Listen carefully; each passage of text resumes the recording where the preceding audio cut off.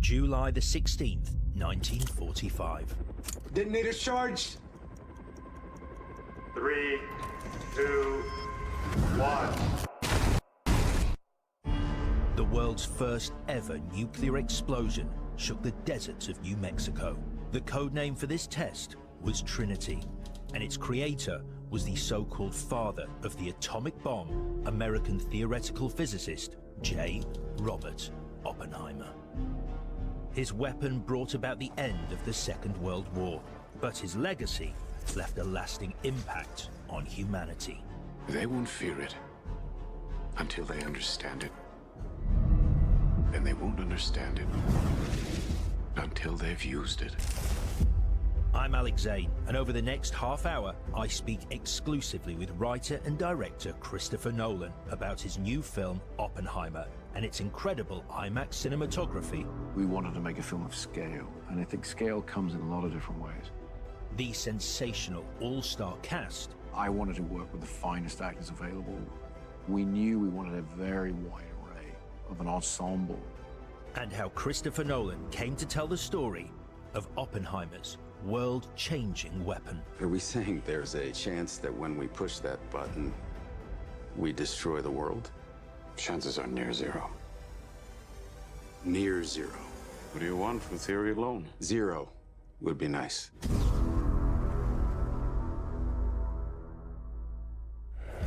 It's a horror movie in that it's a meditation on where we likely go when left unchecked. It's a very, very intense experience watching it. It is a runaway train. It's a profoundly moving and overwhelming experience watching it. Christopher Nolan, wonderful to be able to sit down with you to talk about Oppenheimer, one of the most anticipated movies of the year. Your 12th movie, your first biographical film. When did the idea to make a story about the so-called father of the atomic bomb, J. Robert Oppenheimer, first start to percolate for you? What was the catalyst? So the guys who ran the Trinity test run by Oppenheimer, the first test of an atomic device in history. In the months before they triggered the device, they'd done a series of calculations that showed that they couldn't completely eliminate the possibility that when they pushed that button, they might set fire to the atmosphere and destroy the entire world. And yet they went ahead and they pushed that button. And to me, that was the most extraordinary hook. And I actually included it as an analogy in Tenet. So in that film, there's a reference to Oppenheimer, there's a reference to that idea that they had seen a danger, but felt that they had to carry on. And so over the years, Oppenheimer's been a figure that I've been interested in based on that original hook. I've always been drawn to layered characters at the heart of films, whatever the genre is. And paradox and ambiguity, moral dilemma, ethical dilemmas, these things, saying to the audience, okay, come on this journey, see things through this character's eyes, and really try and get a sense of how complex and difficult the issues are they're dealing with. There are no easy answers. There are amazing questions, terrifying questions. And so I want the audience to experience Oppenheimer's life, and in particular, the years around the creation of the first atomic bomb. We're in a race against the Nazis, and I know what it means if the Nazis have a bomb. Cillian Murphy, your 6th collaboration with him, the first time he's taken the lead in one of your films, something by his own account he's been desperate to do. Tell me about that first meeting with him where you asked him to take on this role, and what was his reaction? I flew over to Dublin to show him the script, and, you know, I think he was a little shell-shocked when he read the whole script, but I think his first or second question was, but I don't have to wear a bag over my head, do I?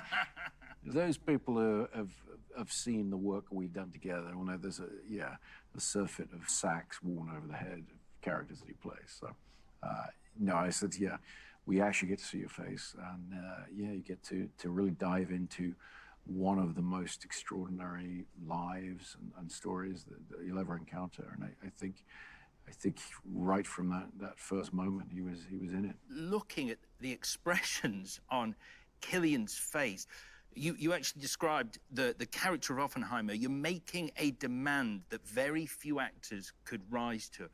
What conversations did you have with him about this role and about the undertaking he was going to embark on? I think our first conversation was really about not wanting an imitation of this real person. We didn't want to engage in what Ken Loach, once wonderfully referred to as the Madame Tussauds cinema. It's not just about the iconography, because Oppenheimer was a very iconic figure with his hat and his pipe, his piercing blue eyes. He's a very visual, very iconic figure, which he knew and he played upon. He had a degree of theatricality to it. But what we wanted to do is Killian wanted the freedom to create a character from the script, from the story, because that's what you have to do when you adapt somebody's life to film. You have to make it, Killian's version of the character. It's not a documentary. It's in that sense, it's a dramatic film, and so you have to have the actor free to explore and experiment with the emotionality and the psychology of the character. And so he buried himself in research, but not with a view to imitation so much as understanding.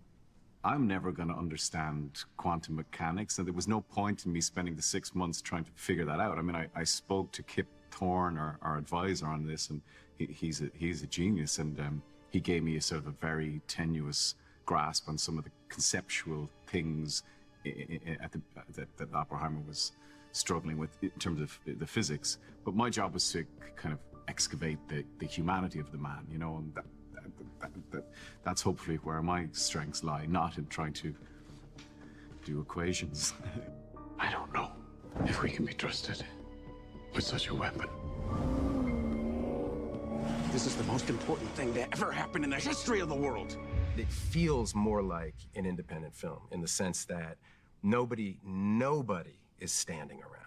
Everybody has a function, and they know it and they feel it, and that makes people feel good because they feel they are an integral part of this system that's operating perfectly. To look down the list of your cast, it's the biggest actors on the planet with a fair few Oscar nominees and winners in there for good measure. I mean, it really is kind of unbelievable. Matt Damon, Florence Pugh, Emily Blunt, Robert Downey Jr., Kenneth Branagh, and I genuinely could go on, but we do have limited time. Was there something about this movie that made you want to fill all these roles, no matter how minor, with some of the most prestigious names in acting? Well, definitely. I mean, I think clearly we wanted to make a film of scale, and I think scale comes in a lot of different ways. And with this story, that's so much about real people and the wide array of people. Yes, it's all centered around Oppenheimer, but there's a massive ensemble. And one of the things that I had done at script stage is I hadn't felt comfortable making composite characters, which was often a thing when somebody's dealing with history as a screenwriter. They'll combine 3 or 4 people into one person for convenience. What I wanted to do was show all the different faces coming and going, and even if they're only on screen for a little time, and even if you can't necessarily remember everybody's name, but you see them and you know who they are and you know what they've contributed.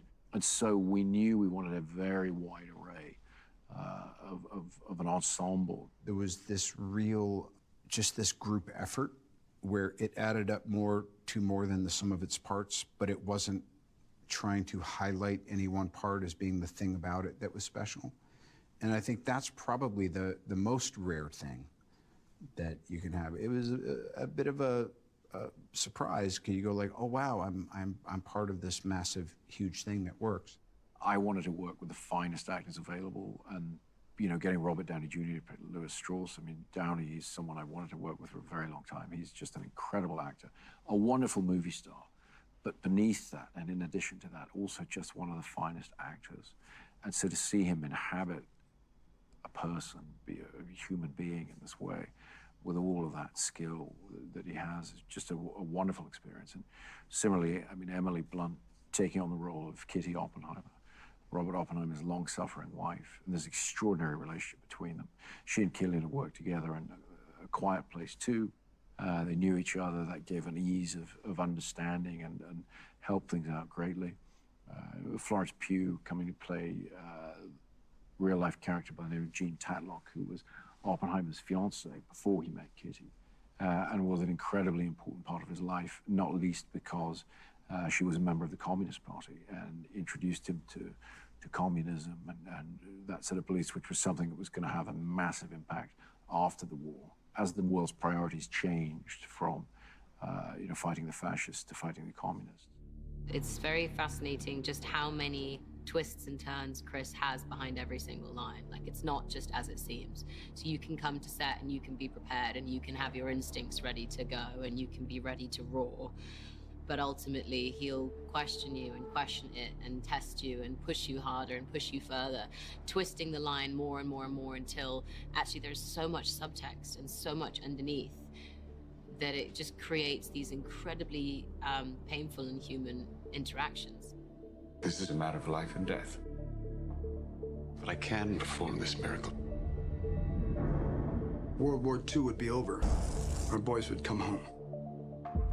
Is anyone ever going to tell the truth about what's happening here?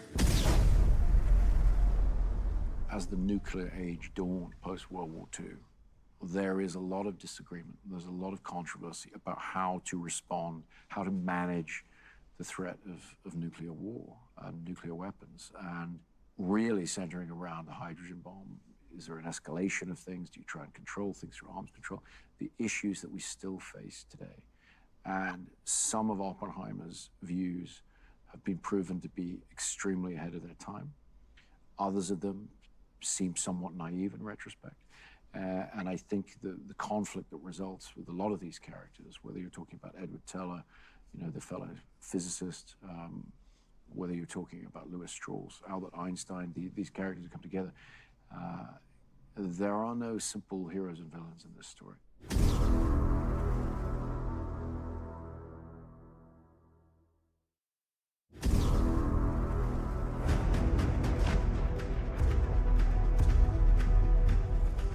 The world will remember this day.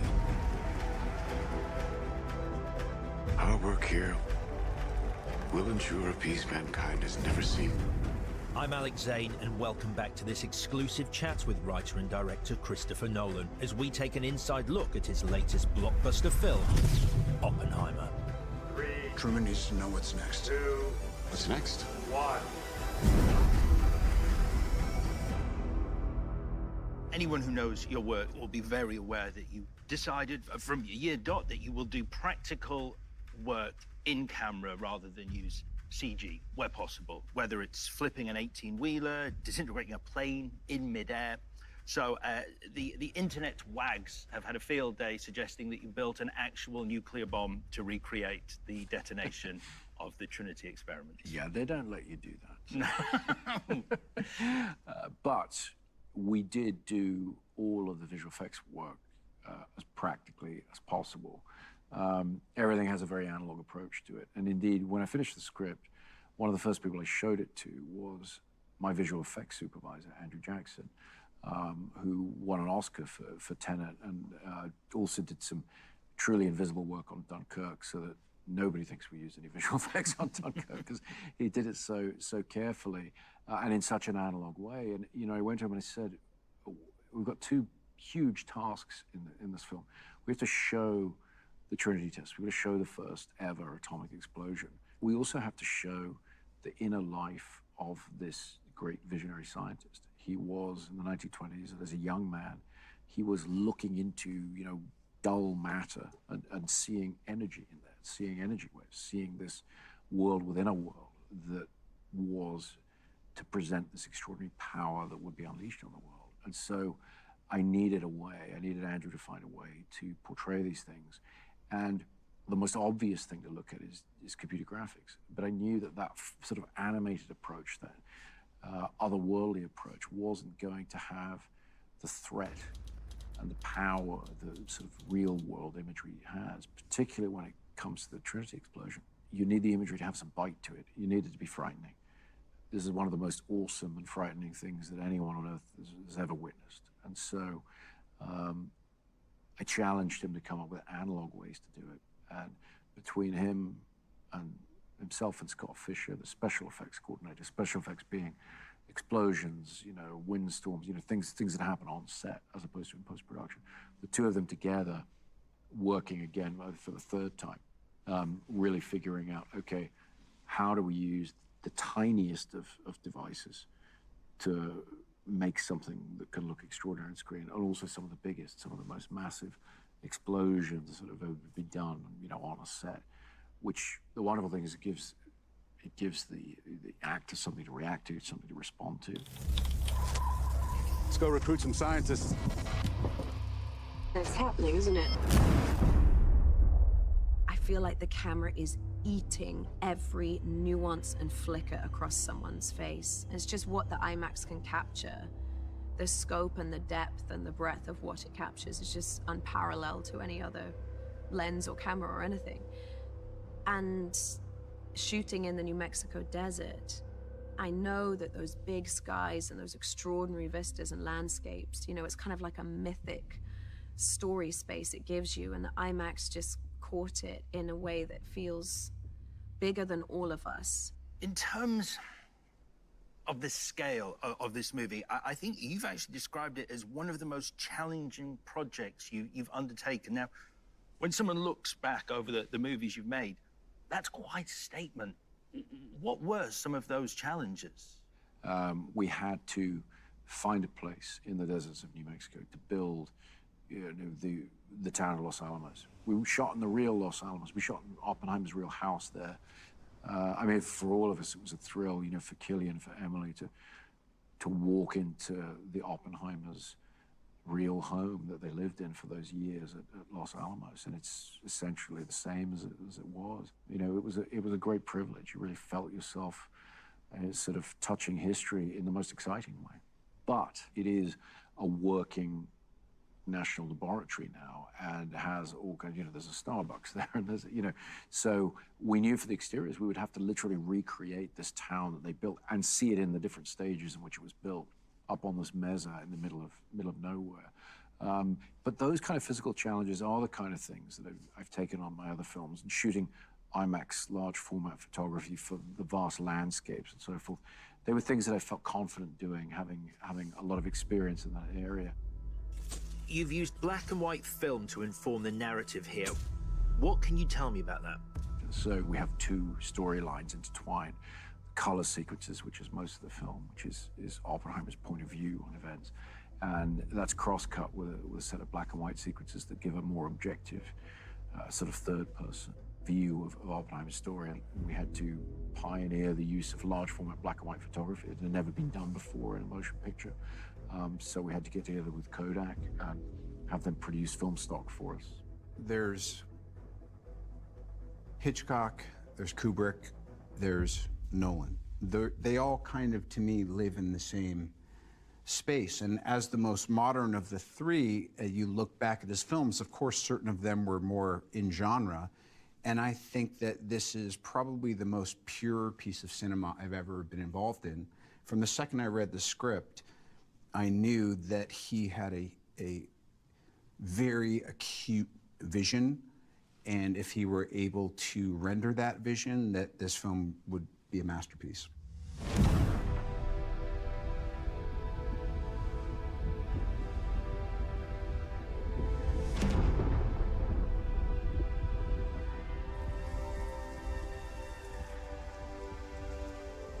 We imagine a future, and our imaginings horrify us. The film is adapted from this Pulitzer Prize-winning biography, American Prometheus, which is a very, very dense read, and that comes from someone who is currently attempting to wade through it. It's an enthralling book. But when you read that, were there certain chapters of Oppenheimer's life that immediately jumped out at you as the obvious, I guess, three-act structure of your film? For me, really the process of writing and adapting a great book by Kai Bird and Martin Schoen that encompasses all of Oppenheimer's life and beautifully lays out his story. That gave me great freedom, knowing that I had this great authoritative source to draw from. I felt very confident in laying out my interpretation, my version of his life based on this great book. It did not provide me with the structure that I needed. For me, structure is one of the things I try to lock down first as I'm writing. And what I got from the book and my experience of reading the book is the interaction between the personal and the individual and the historic. It's a very precisely and tightly scripted film, but all of the actors, these beautifully intelligent actors I'm sort of working with, are very, very professional. They, of course, had access to all the research on who their individual character was, because we're dealing with history, because we're dealing with real life. And so they were able to come to set every day with a deeper knowledge of their character than I ever had when I was writing the script. So they had an authority. Very often with fictional characters, the actors are just looking to the writer, and in the case of me, I'm the writer and the director usually, so they're looking to me to give them the answer to questions. On this film, they were able to bring their own answers. And so if I could give them the freedom, if I could give them the arena in which to work, particularly where you had multiple actors coming in and contributing something, there were a lot of places to be able to improvise. There were a lot of places to be able to contribute a deeper level of immersion in the character. And so for me, the fun on set was turning up in the morning and rehearsing with an ensemble, you know, around a table, just throwing ideas and dialogue around and just letting that play out over the first, you know, hour or two of the day, just to see where it goes, and then get a camera on it. Really, that is the backbone of Oppenheimer, is about these relationships, these characters, and the energy they bring to a discussion, and the very important and dramatic facts that keep being sort of dropped into a conversation. You know, these people dealing with the most important issues of their day and indeed our day. And having written and filmed and edited this movie, do you find yourself leaning one way or another in your opinion of the man?